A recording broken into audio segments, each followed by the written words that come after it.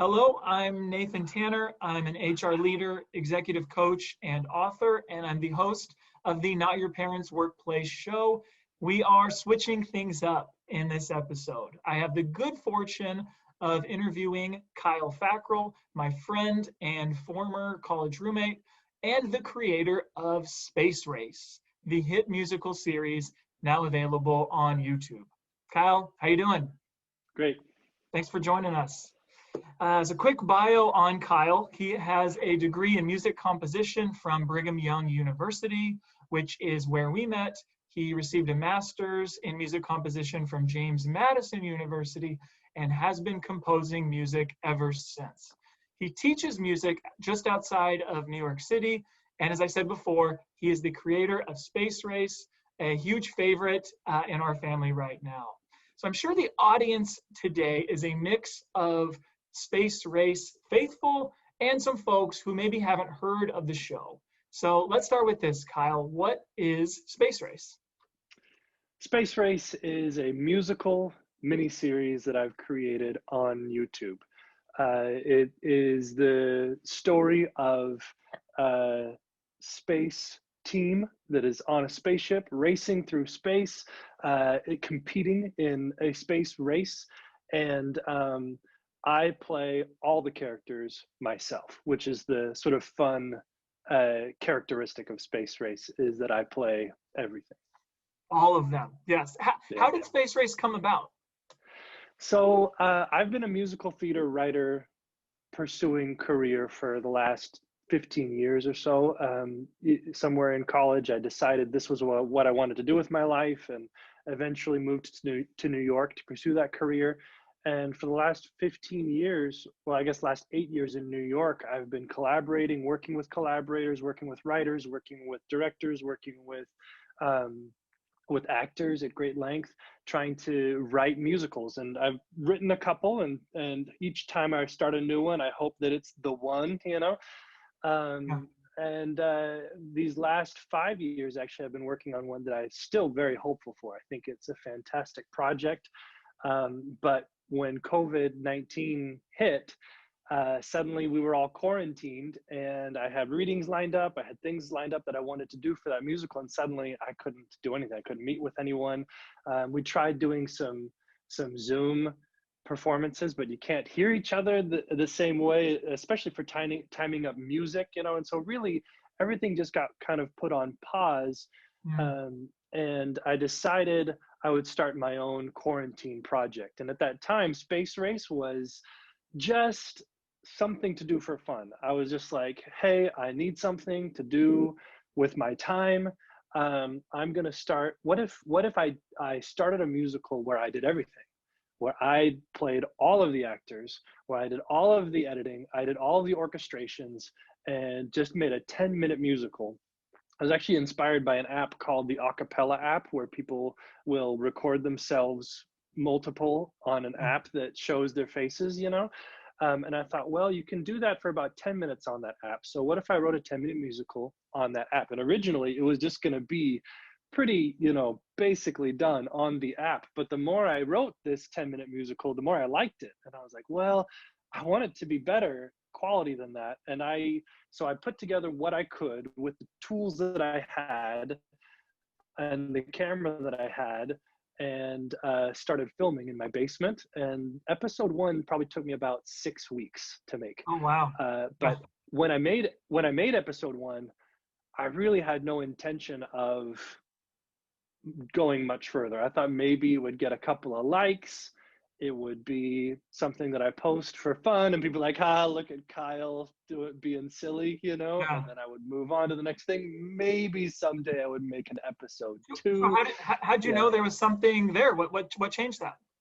My wife actually was what changed it. I showed it to my wife, and she is my toughest critic in everything everything I ever write. She's always like, yeah, it's okay, or it's not really my thing. She's not a musical theater fan. She defines herself as not a musical theater person, And so for years, whenever I show her something or whatever the case may be, it's always, a little bit of enthusiasm, but it's also just a glimpse, every time I show her something, it's something that I've been writing on my own, like an unfinished product. Like you have to imagine the stage, you have to imagine the actors. Let me show it to you. And so it requires a lot of imagination. But when I showed Space Race episode 1 to my wife, she was like, whoa, this is fantastic. This is really good. It's so finished. It's so exciting.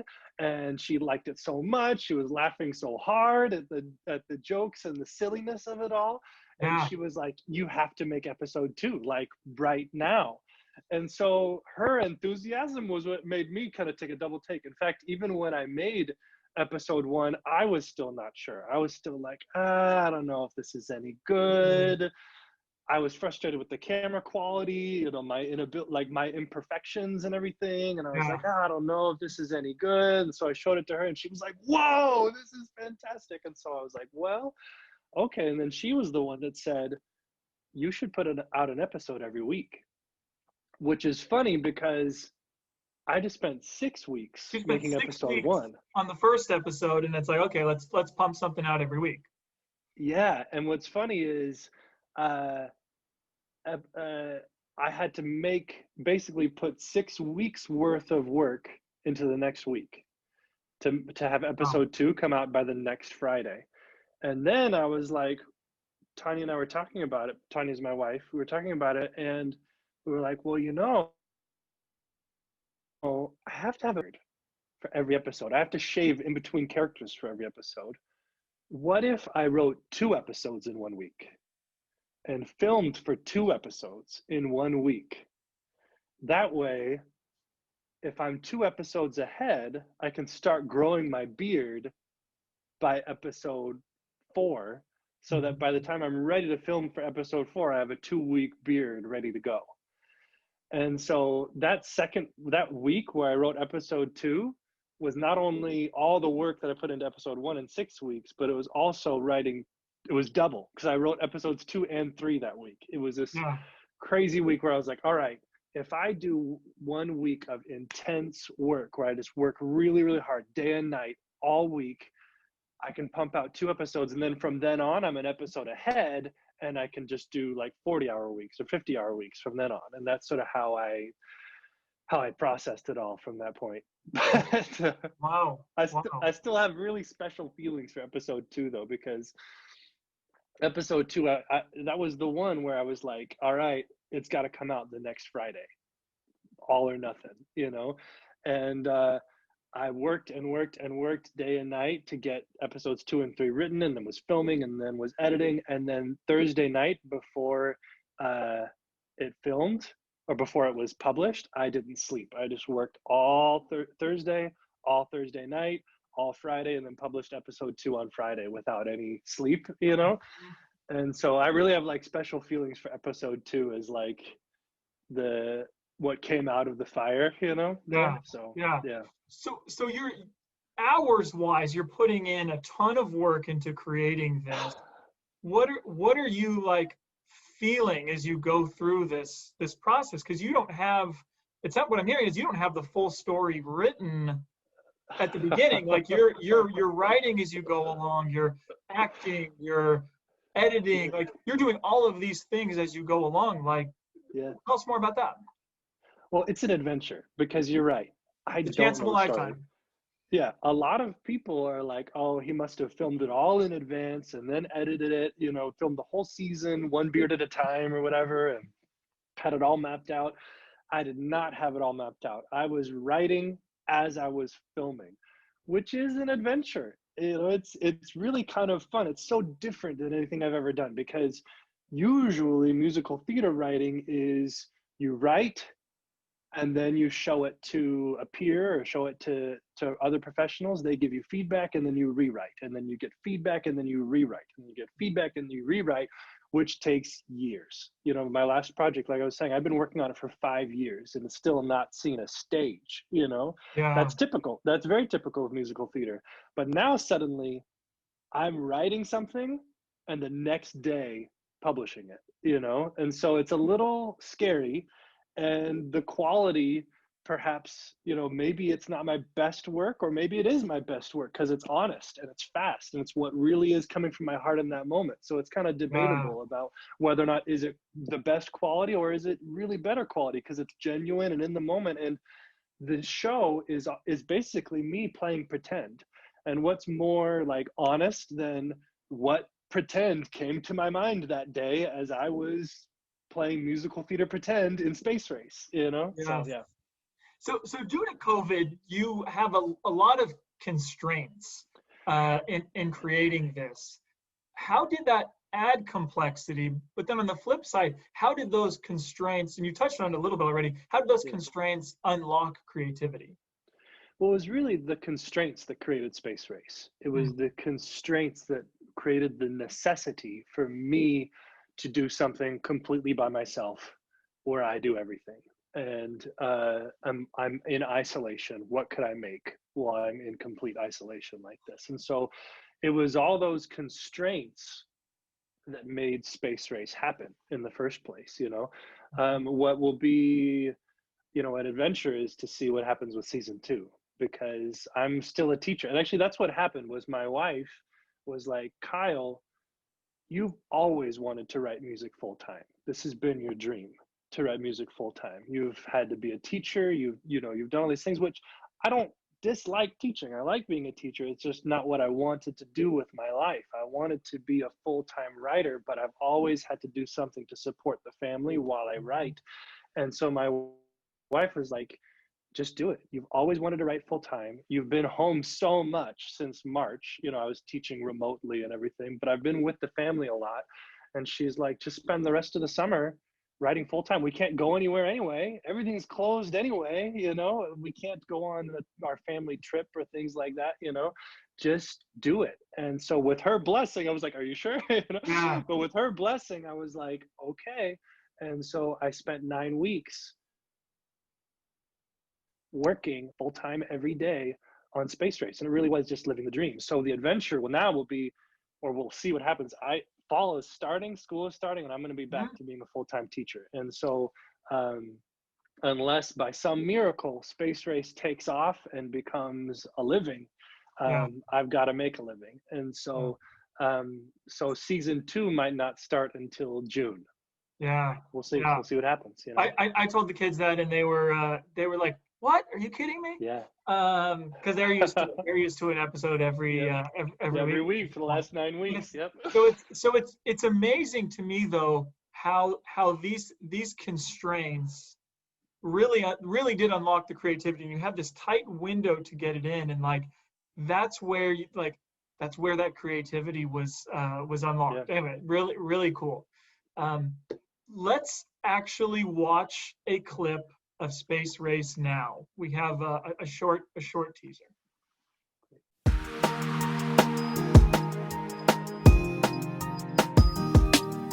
Space Race, it's the chance of a lifetime. Space Race, take a stance in your place. Feel the thrill of the chase and be gone without a trace. In the Space Race. Okay, there it is. So Kyle, it's funny. So I have a daughter who's 18 months old, and I played this clip just as we were getting ready to have this conversation.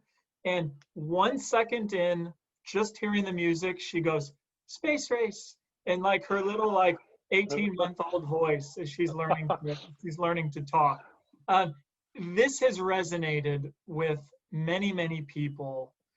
Is there a character in Space Race that you particularly identify with? Maybe it's all of them, but would love to know more about the characters and if there's one in particular. Well, it is both. It is all of them, and there is one in Mm, particular. All of them, because each one really is a slice of me. That's what my mom says. As she watches it, she's like, "They're all you." And they are all me. I'm acting, so she sees that. But in yeah, a sense, also like each one is a sliver of my personality. That's been split in 6 different screens. Um, and I actually kind of did that intentionally when I was acting. It was I find the best acting is when you're just yourself. And so the part of what made episode one take 6 weeks to film and to edit and everything was because I had to find the characters. A lot of times film and then go back and watch the tape and I'd be like, nah, it looks fake. Oh, that's not right. And so I'd film again. I'd be like, oh, it's not right. But as soon as I found the character, then I could move much faster. The whole rest of the season, I could move so much faster because I'd found the character in episode 1.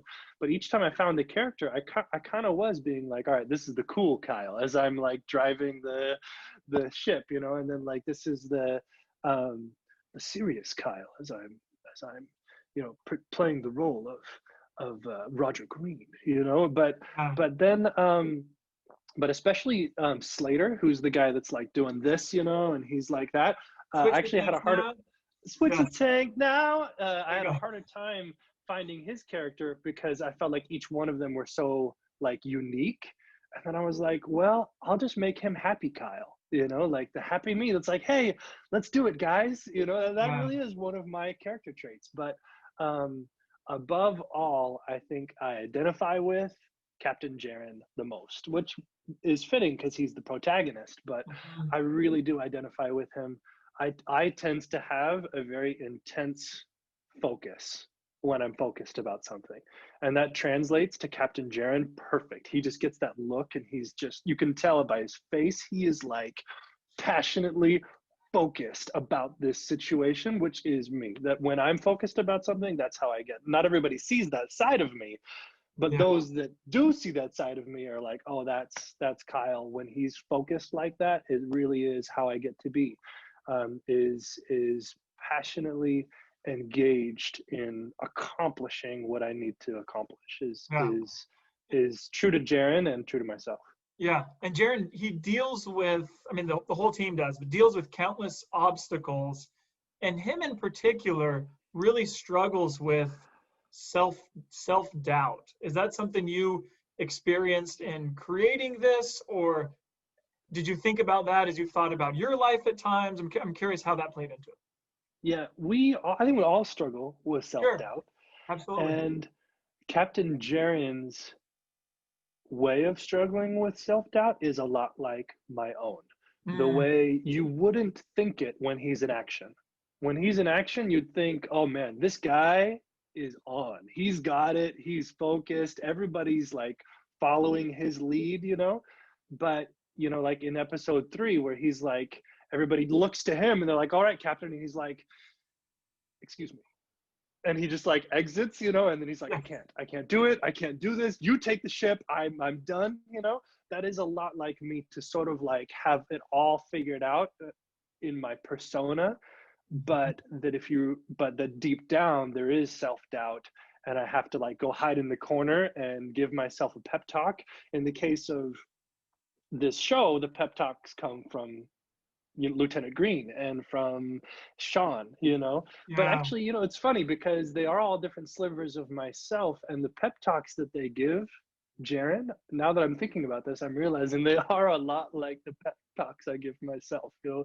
The way Green is like, the race isn't over, you know, like you can do this, you know. And especially Sean, when she comes in, you know, that song Another Day it's really a theme song for my life. And when I started writing it and realizing where the song was going, I was like, oh, I have to go all the way. I have to make this a big hit number. And so I pushed it to like make it, we're snapping, we're dancing, this is the song, because I feel like that song has been a theme for my life, where she just comes in and she's like, look, stop stressing, Jaren, calm down.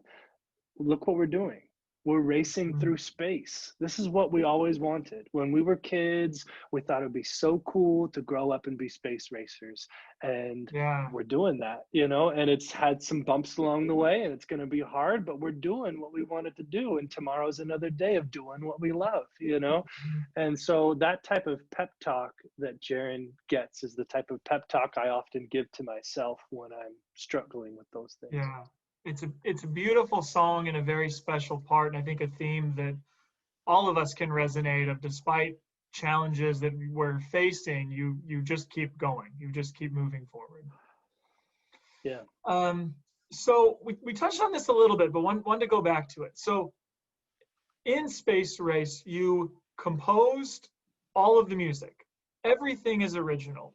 You did all of the acting, created all of the characters, and like stay on form throughout 8 episodes. Like there's not a spot where you're kind of out of character with any of them. You do all the sound editing, all the video editing.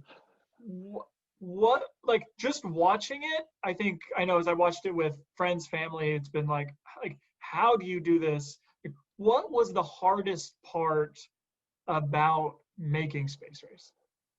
Well, interestingly, all the things you listed were not the hardest part. All of the things you listed actually are really kind of fun. And that's what I found through this 9-week process was each phase of it I really enjoyed. This has been a really interesting experience for me because I love phase one. Phase one is where I sit down with my laptop and just be like, okay, what happens next? And I've got a blank piece of paper in front of me and I just start pretending and I just start writing. I record myself acting on my phone. I just start to get ideas flowing and I really enjoy that phase. And then phase two is where I'm like, okay, I've got the ideas. Now I got to songwrite. And I love songwriting. I've been songwriting for years. And so I'm trying to come up with the perfect rhyme schemes and clever things to say in the songs. And then phase three is where I have to come up with the chord structure and the harmonies for everybody to sing. And the harmony writing is actually fun for me too, because I did a lot of music theory training through college, getting a master's in music composition. And so I get to sort of lean on my education when I'm writing all these harmonies for the characters and how the harmonies interact with each other. And then phase four is where I start filming. And I get to get in front of the camera and I forgot that I really like acting. I forgot that acting used to be my thing many years ago. Acting was something I really enjoyed doing. And then after filming, I go and start orchestrating. I actually do the orchestrating after the filming instead of before, so that I can film for 2 episodes but not have to do all the work for 2 episodes. And so then I start orchestrating, which I really enjoy as well. I enjoy thinking about the instruments and getting into GarageBand and really hashing through all this cool instrumentation and everything. And then finally, the last phase is like a thrill for me, which is the editing, because I film it all, but I have no idea what it's going to look like. And this is the adventure of it. There's no going back. Once I've shaved, between characters, I can't go back and be like, oh, shoot, I should rewrite that line or whatever. Yeah. It's like, nope, I shaved. And so what I acted is what's going on stage. And so, but the thrilling part for me is putting it all together at the end and seeing it for myself the first time. It's been kind of in my head, but it's not till I'm editing it, which is usually the same day that I post it, that I'm like, oh, this is how those characters are going to interact. And when he's looking this way, he's looking at this character, the interaction between the characters and everything that I hope will land either does or doesn't. And then what's fun about it is that some things land that I didn't anticipate, some looks or some, things that I just didn't even realize were going to be funny, especially with Wilver. Wilver is the, nerdy guy that's like on the computer all the time. And his character is one that I just have so much fun acting, and I never really look back at the tape so much. I just have fun being Wilver until I'm editing it all at the end. I just fall over laughing whenever I watch Wilver, because he's just Wilver's the favorite in our family. Wilver's fantastic. Good. Yes. Good. So, but that was a long answer, not answering your question. Your question was, what's the most difficult part? And it's none of that. What's the most difficult part, I think, is the same thing that's so thrilling, which is that I don't have a plan. I don't have feedback from professionals that are saying, oh, this is really good, or, oh, no, dude, this stinks. You really shouldn't write this, which in the one sense would be helpful to have and what I'm used to having. And so, but because I don't have it, 2 things happen. The first thing that happens is I think what comes out is kind of exciting and kind of thrilling. Like, what's he going to do next? He's all on his own here making this, and so I think it's really great that I'm writing without feedback, because A, I can write faster, and B, it's kind of exciting, to be like, whatever it is, here it comes, but the second thing that happens is it causes self-doubt. You know, it causes like fear every episode. Every episode I'm like, dude, I hope this is good. Here it goes. I'm posting it, you know, and I have this fear each time that it's not going to be, or it's going to go south, or it's not going to be as good, you know. But so far, each time it's been good. Yeah. So. Yeah. Oh, that's great. And I think you touched on this a little bit earlier, but maybe to go deeper, what did you learn about yourself, Kyle, in the process of creating this? A couple of things. First of all, I learned that I like acting. It's been a long time since I've done acting, you know. Remembered. I was like, oh yeah, I enjoy that, you know. But however, I like acting for the camera. I like this idea that I can go back and look at it. It's kind of the writer in me as opposed to a live actor. It's the writer in me that likes to be able to act for a while, check the camera, no, switch, adjust it. I can sort of be a writer with the camera. And I like that process. So I think that's something I learned about myself through this process, is that, you know, like I said at the beginning of this, or maybe I said to you earlier in a conversation that, yeah, it was an earlier conversation we had, that it was sort of later in life that I realized I wanted to be behind the scenes, and that when I was young, I was on stage, and then later in life, I was like, no, I like being the writer and watching from a distance. And this show, Space Race, has reminded me that it's kind of fun to be doing the acting too. Yeah. Well, you get the opportunity to wear all the hats with this one. Yep. Okay, so season 1 is a wrap. Encourage everyone to go check it out if you haven't already. What can we expect, without giving anything away, of course? What can we expect in season 2? Good question. And you know what's funny is I had some long-term ideas for season 2. I mean, well, obviously season 1 ends with where season 2 is going. They've got to go on a new adventure. They've got to go find this object floating in the other side of the solar system. In order to get to the other side of the solar system, they'll need to take the fold in space. It just so happens they have Sean, who's an expert of the fold in space.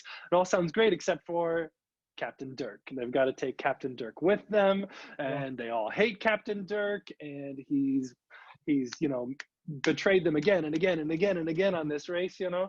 And so expect to see in season 2 that interaction between Captain Dirk and Captain Jaren. They're not done with their pushes and pulls, and maybe we'll actually start to see a little bit deeper into who Captain Dirk is through the process. Yeah, excited for that. So where can people find Space Race or other work that you've done before, Kyle? So it's all there on my YouTube channel. If you search for Space Race on YouTube, Space Race Episode 1, you'll find it through searching for it. You can search for Kyle Fackrell Music on YouTube. You'll find Space Race that way. Please, when you do, subscribe. I get lots of views without subscription, and I need subscription if I'm ever going to take this channel to the next level. And so as you watch, enjoy, and don't forget, press the subscribe button beneath the video when you do. Okay. Anything else on Space Race we didn't cover that you wanted to share? No. Also, you can follow me on Facebook. I have a Facebook business page called Kyle Fackrell Music. And when you go to my Facebook, I post almost every day. I'll be like, here's me working on Space Race. Here's the next episode. Here's what I'm working on. I try to involve my fans with the process. And so if you like Space Race and you're like, hey, this is for me, I like the silliness, I like space, I like music, follow my Facebook thread. And even through this school year where I might not be writing as much until next summer or posting as much video content until next summer, I'm still going to be actively posting things on that Facebook business page of what I'm working on, how it's going, and what I'm excited about.